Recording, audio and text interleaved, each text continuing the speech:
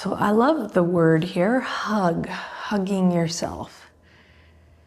And if hugging the knees into the chest isn't really right in your body, you can hug your shoulders and just allow the knees to come up wherever they land, like so.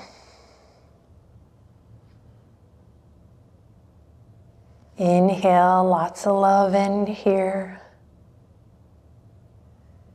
Nice, and then exhale, release, feeling, allow yourself to be where you are.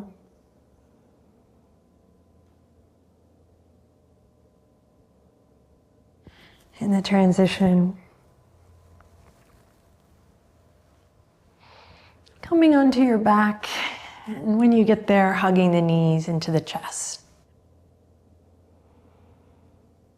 And then when you're ready, we're gonna transition onto our backs. So nice and slow, again, being soft as you can.